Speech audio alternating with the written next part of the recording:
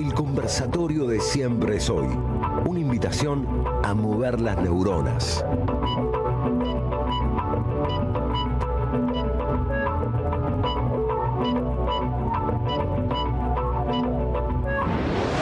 Vieron que Muhammad Ali llamaba a los fotógrafos y le decía: prepárate que viene el knockout, tomen la foto porque se viene otro knockout para la señora Cristina Fernández de Kirchner. Anote, señora, si usted el déficit fiscal lo financia con emisión monetaria, genera inflación.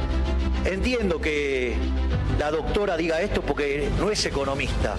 Se supone que es abogada, pero tampoco muestra el título. Señora, usted tomó el país con 52.000 millones de dólares de reservas y lo destruyó. Si quiere hacer críticas, empiece haciendo una autocrítica que le está costando bastante caro al país, que es por haber mentido los números. Quizás en el documento que publicó se olvidó de decir que quizás una de sus formas de combatir la inflación era mentirla. Sí, es fácil. Dibujando números debe ser muchísimo más fácil conseguir logros y mostrar mejor la performance de un gobierno. Bueno, no es la forma que nosotros hemos decidido tomar, porque nosotros preferimos decir una verdad incómoda antes que una mentira confortable. Bueno, estábamos escuchando ahí al presidente Javier Milei en un discurso que hizo en la convención anual del Instituto Argentino de Ejecutivos de Finanza el viernes pasado, respondiéndole a una carta pública que hizo la expresidenta y vicepresidenta Cristina Fernández, ¿no? Milei versus Cristina, Cristina versus Milei, los dos, ambos se subieron al ring. Y vamos a estar analizando eso, que está expresando eso desde el punto de vista de la estrategia del gobierno y de la actitud que ha tenido Cristina con respecto a eso. Y después vamos a analizar otras cuestiones que se desprenden. Hoy es un día importante, nosotros estamos aquí en el barrio de Congreso, a apenas 200 metros acá, en la Plaza de los Dos Congresos se va a producir una movilización importante, o por lo menos hay mucha expectativa con respecto a la movilización, en contra del veto a los aumentos jubilatorios que dispuso el Congreso de la Nación. Ahí hay un debate, un conflicto de poderes entre el Poder Ejecutivo y el Poder Legislativo. Buenos días, querido Alejandro, ¿cómo estás? Bien, bien. Digamos que de festejo. ¿Por qué? Ayer Drukarov sacó... Drukarov es Elsa Drukarov, claro, la mujer de Alejandro, ¿no? Aclaremos para, sí, señor. Para el público. Obtuvo el CONEX, Abel Gilbert, un amigo, ganó el CONEX, Luis Sagasti, un amigo, ganó el CONEX, en fin, una buena cantidad de amigos estaban más que contentos y yo también disfruté de su alegría. Muy bien, y además ayer yo lo entrevisté para Canal Red América Latina a Alejandro Horowitz y estuvimos hablando de un aspecto muy poco conocido de Alejandro, que es que ha sido editor de más de 100 libros de ensayos periodísticos, algunos de ellos muy memorables, la biografía de Macera, de Lanusse, del Almirante Roja, de Mario Roberto Santucho y demás. Él ha sido editor de esos libros y estuvimos hablando todos sobre libros eso. Que uno ha leído sin saber que era él el editor. Exactamente. Muy bien, ¿cómo estamos, querido Diego? Muy bien, muy bien. Bueno, el tema ya está, sobre la mesa, planteado arriba de la mesa. Cristina tira una faca en el pabellón, sí, ¿no? Como para discutir con sus documentos, sí, de alguna manera, y Milei recibe eso. Creo que nos pasa a todos que cuando entramos en contacto con esa discusión tenemos una tensión, por lo menos yo la tengo, entre una dimensión de show, ¿no? Milei levanta a Cristina, Cristina levanta a Milei, se posicionan, aparecen públicamente en los tweets, en las redes, en las pantallas, y uno dice, ¿y? Por un lado.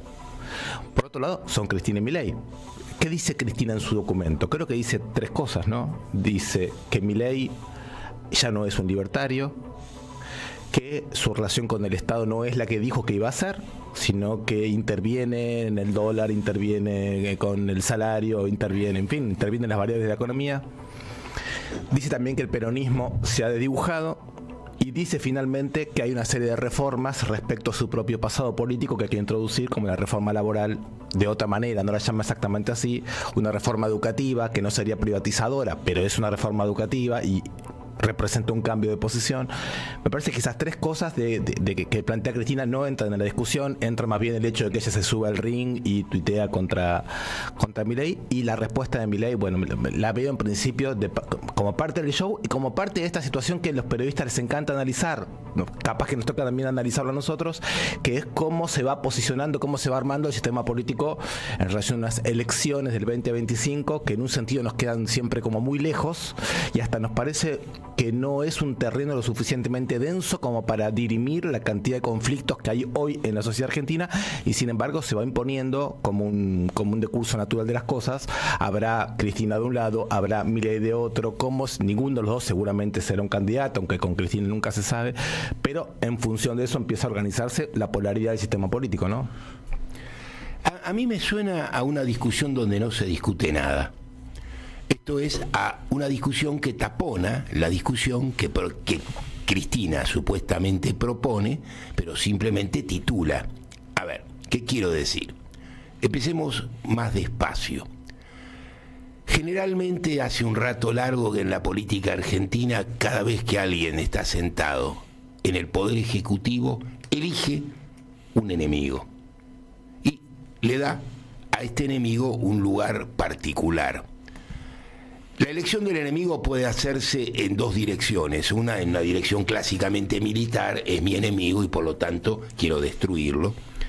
Y la otra en una elección digamos así, de toma de judo política, en la cual el enemigo que yo constituyo como enemigo me constituye a mí en el mismo lugar de enunciación y nos da a los dos el monopolio discursivo de la cancha. Identidad. Claro, este es más bien el caso de Milei con Cristina, que es el caso que se repitió durante muchas veces y lo pudimos ver en otra escala, pero no demasiado distinto, en su doble carácter con el presidente Macri. No, me refiero a Menem me refiero. Cuando Menem juega contra Duhalde, juega contra un enemigo de verdad y se dedica a destrozarlo y se ocupa de que no pueda ganar y lo constituye en ese momento a De la Rúa como su amigo enemigo heredero, en el cual espera de alguna manera que sea una especie de Menem blanco, cosa que todo esto sucedió. Duhalde no fue presidente y en efecto el Menem blanco duró hasta el estallido del 2001. Volvamos acá.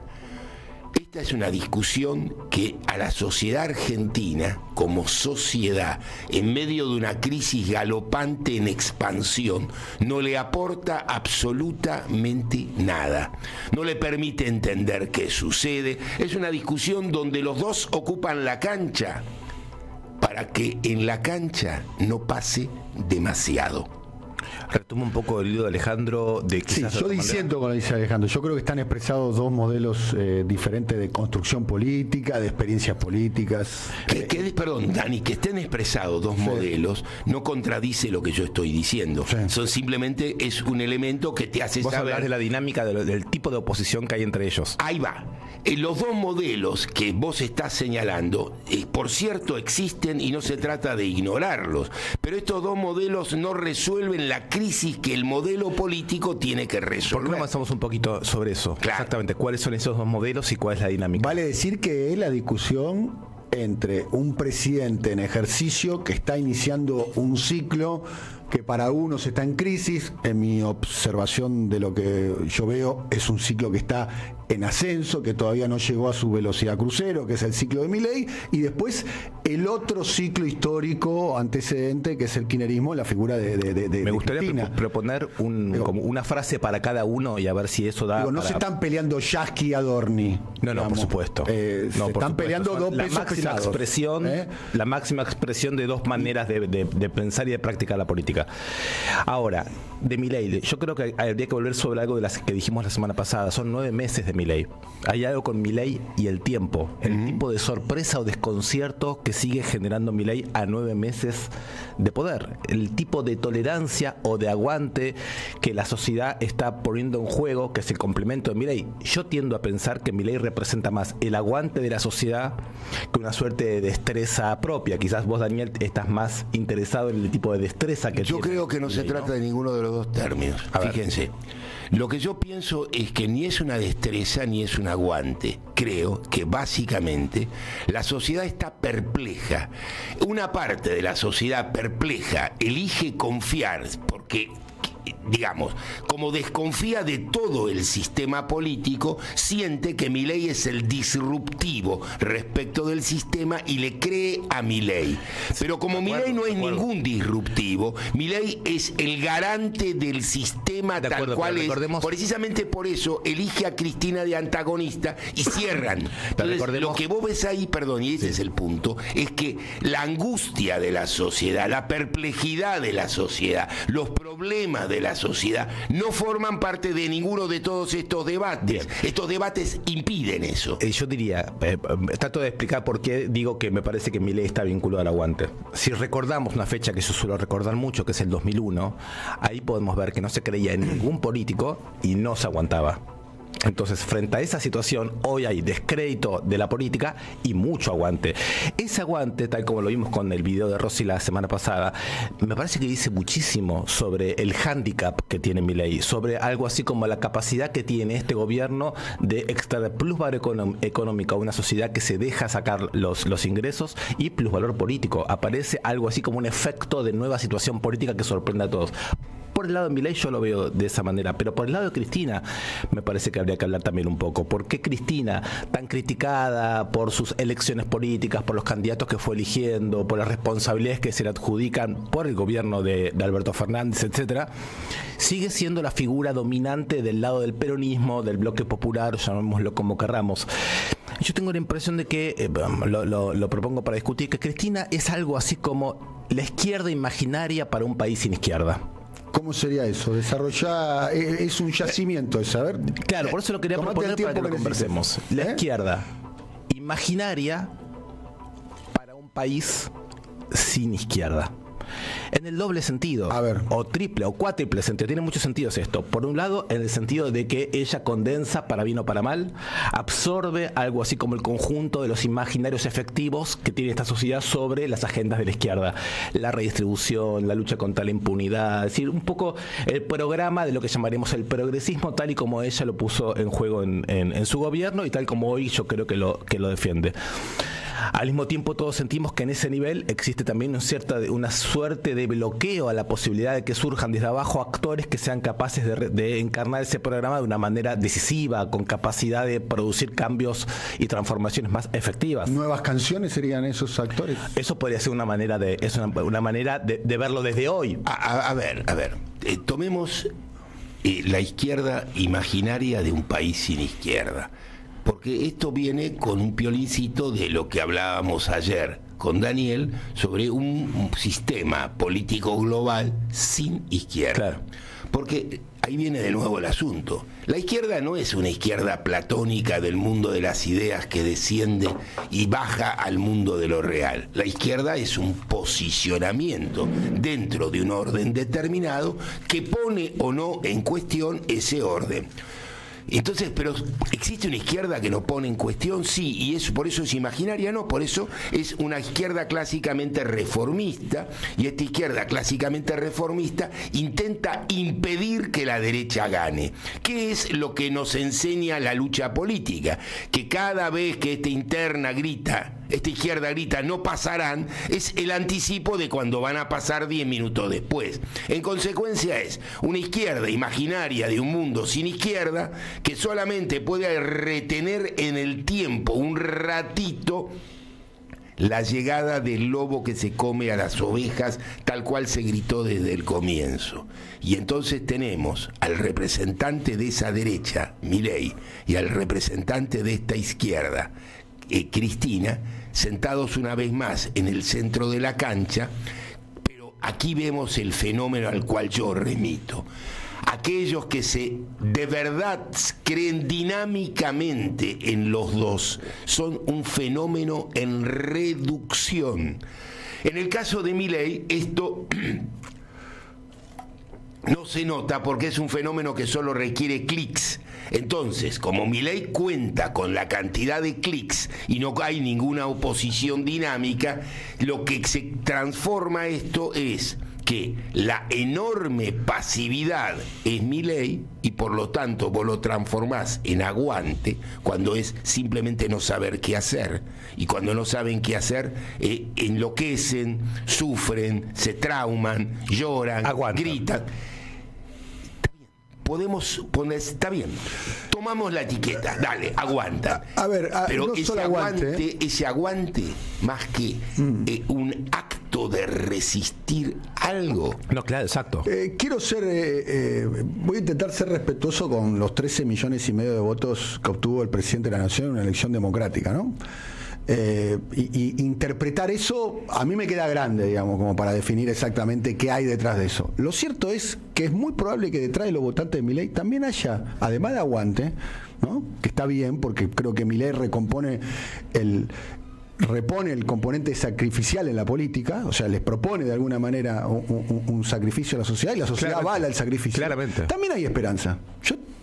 ¿Por qué no podemos pensar que un votante de Milei también vota de alguna manera? No, pero no veo la pensando contradicción. que haya No veo la contradicción, porque esperanza. No veo la contradicción en quizás esto sí se ve parte de reabrir un tema.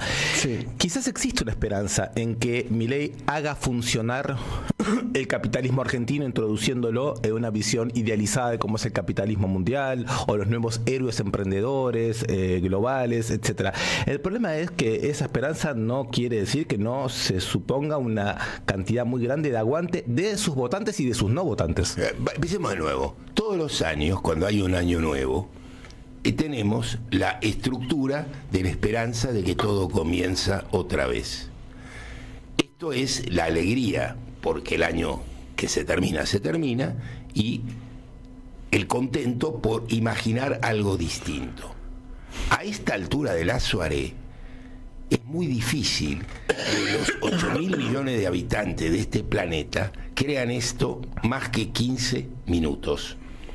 Y lo creen mientras levantan la copa del 31 y dejan de creerlo. Ale, pero no fueron 15 minutos, van 9 meses.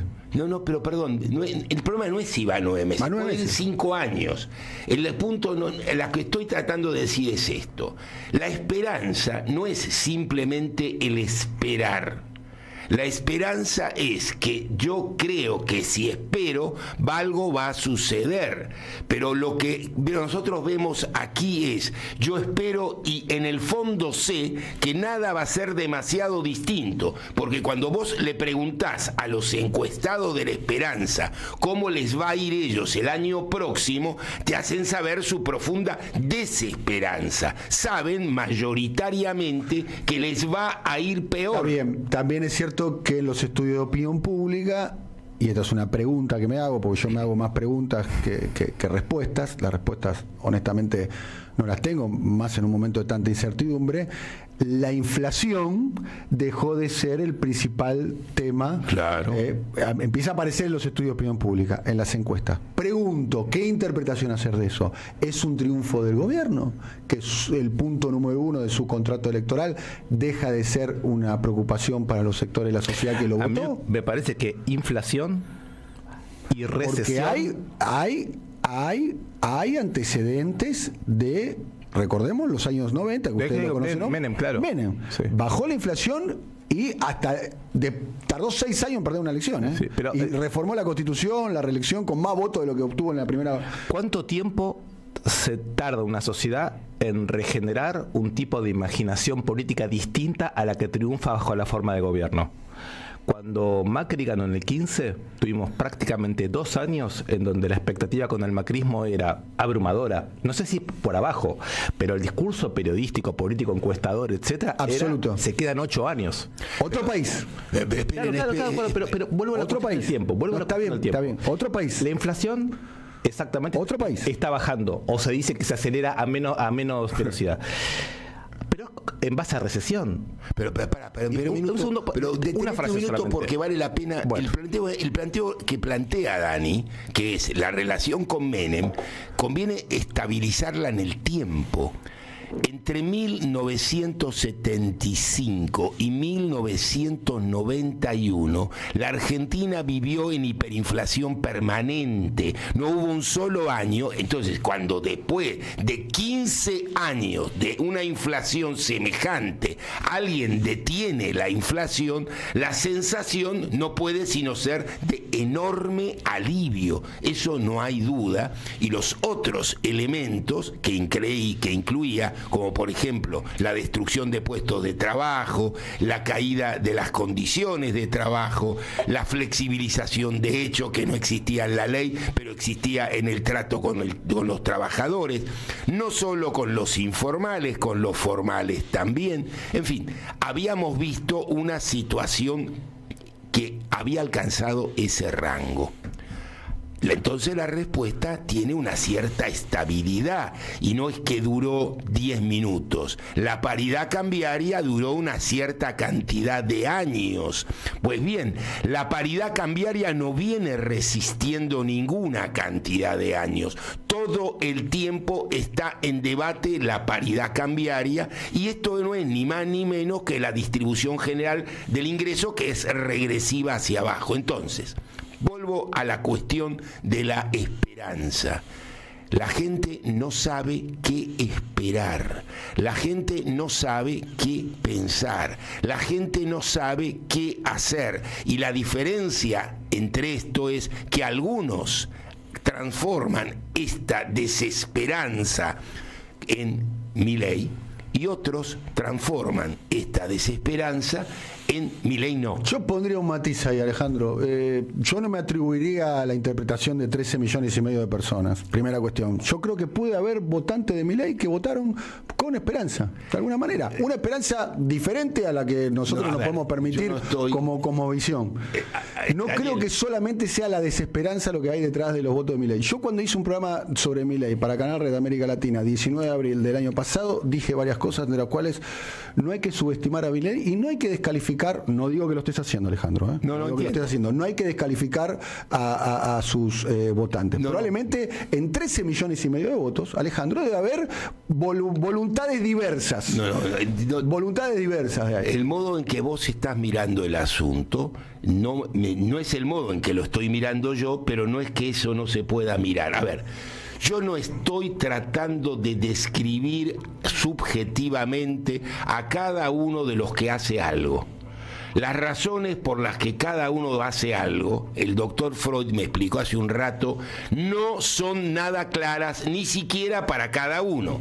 Entonces yo lo que estoy tratando de hacer no es auscultar los motivos personales por los cuales cada uno de ellos hace lo que hace, sino entender qué clase de pulsión más grande, más amplia, más abarcativa los empuja en esa dirección. Yo no estoy tratando de decir que yo sé lo que piensan 13 millones de personas. No tengo la más pálida idea, por supuesto que no, pero creo que puedo entender por qué 13 millones son empujados en una determinada dirección. Bien, está bien. Me parece que... Pero vale decir que Milei ya no es un interrogante, es una realidad. Ya no es en campaña diciendo voy a hacer algo y después no lo hace. No, pero acá viene de nuevo lo que Cristina dice, y es donde Cristina trata de poner enfrente el espejo de la realidad. Tengo mis dudas sobre el acuerdo al que están llegando, por lo siguiente. El hecho de que haya una cierta estabilización del gobierno de Milei a 9 meses, podemos decir, ya nos quitó la duda respecto a si Milei es capaz de durar. Está en el centro del ring, ¿eh? Nos quitó la duda de si es capaz de durar o no, si querés, está en el centro del ring. Acaba de obtener un éxito político comprando a 5 radicales. Un éxito, pero, en términos de lo que él piensa la política, es un éxito. Sí, pero lo que me estás diciendo es que está construyendo consenso político en base a ese tipo de prácticas, lo cual me parece evidente, pero lo que me parece que le va bien además, no es que le va mal.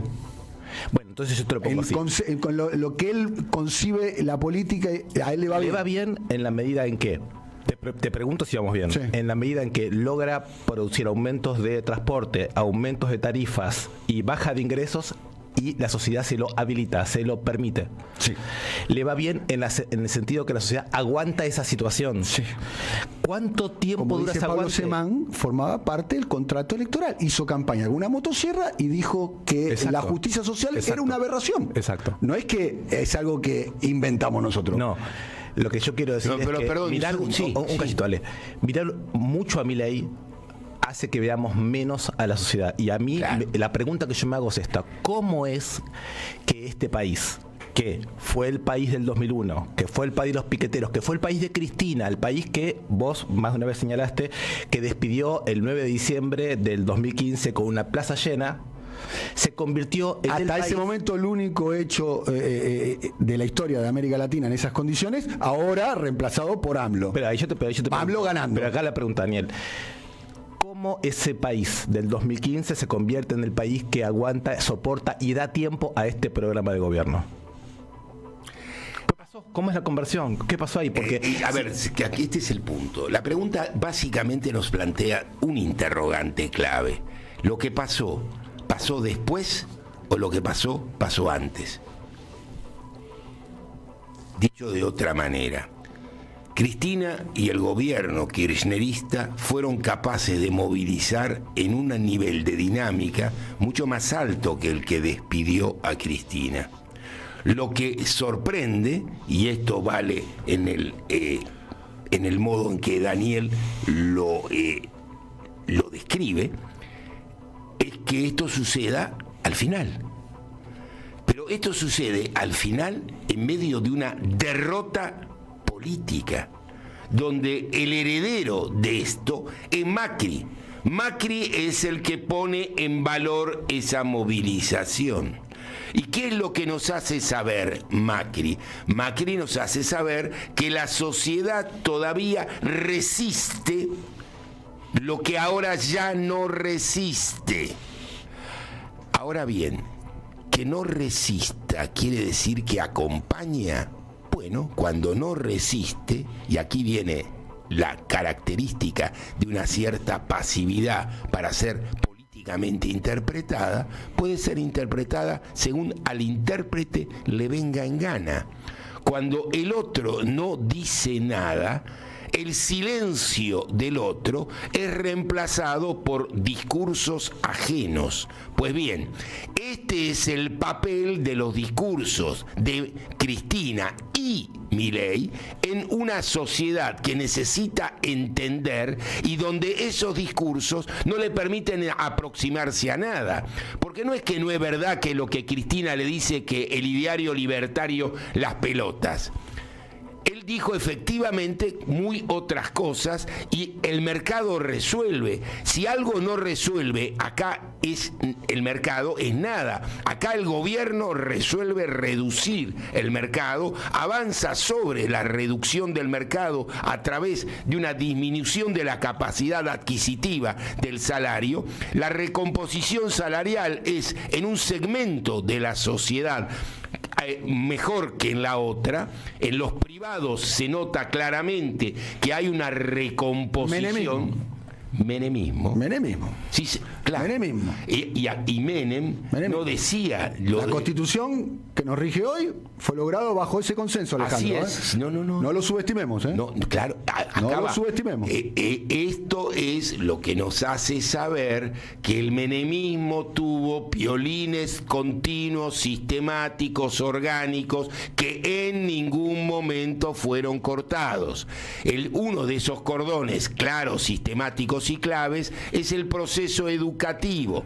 Menem desfondó el proceso educativo, transformó la educación pública nacional en la educación provincial de baja calidad y en descenso, construyó esto que son los nuevos votantes. La calidad de un debate político es la calidad de la enseñanza pública. me gustaría introducir algo sobre los contratiempos de la política, los tiempos por debajo de la infrapolítica. Durante el menemismo, mientras pasaba todo eso, se creaba la CTA, se creó Hijos, vinieron las Puebladas del Norte, surgió surgió el movimiento piquetero, hubo una trama lenta de acumulación política de abajo hacia arriba en la segunda mitad de los 90, que yo creo que hay que contabilizarlo tan de los 90 como el menemismo. Claro. Son las dos caras de la época. De hecho, todo eso terminó confluyendo en la experiencia kirchnerista, ¿no? Exacto. La CTA, hijos. Con Macri, digamos lo mismo. Los primeros 2 años de Macri, que son 2 años en donde el macrismo parece que va a arrasar, se construye también una serie de contrasociedad o de resistencias. Lo de Maldonado fue impresionante. Fue todo un ciclo de luchas que Macri pareció acallar cuando dijo el cuerpo nunca estuvo desaparecido, y 3 meses después todo eso revirtió justamente en el conflicto por el tema de las jubilaciones. Nosotros al gobierno de Milei lo vemos como un gobierno capaz de neutralizar las formas de aprendizaje con las cuales la sociedad empieza a defenderse. Lo vemos como una política en la cual la derecha aprendió a desactivar las resistencias. Hay un detalle que yo no pasaría por alto, que ocurrió la semana pasada, que nosotros lo relatamos, que es el triunfo en muchas universidades emblemáticas por parte de el peronismo más identificado con el kirchnerismo.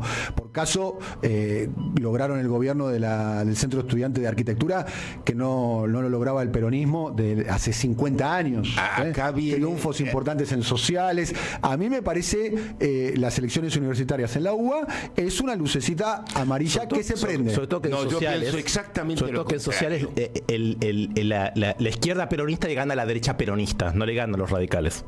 Pero también hay que pensar un poquito la incapacidad que tiene la derecha peronista, me parece, trascender esa dimensión de red social. Acá hay un problema que es clave.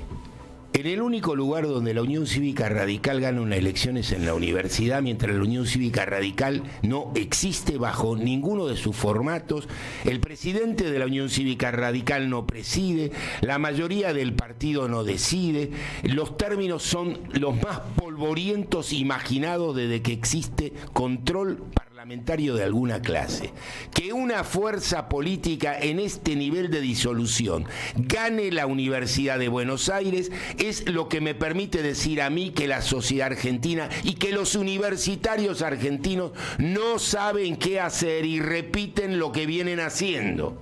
No que están buscando otra cosa, no que expresan una novedad, no que expresan un cambio, expresan exactamente la impotencia muda. Y por eso son los que están actuando. Pero si nosotros miramos el nivel de votos existente hoy en la UBA y miramos esa dinámica... Se batió récord de participación, ¿eh? Sí, ahí va. Se batió récord de participación. No, es una participación elevada, pero aquí viene, este es el asunto. Cuando vos participás de un acto que simplemente repite lo mismo, de una universidad que está situada en el mismo lugar, donde Milei agarra y la arrasa salarialmente, nunca... a ver, las condiciones universitarias actuales no existieron en la historia política argentina jamás.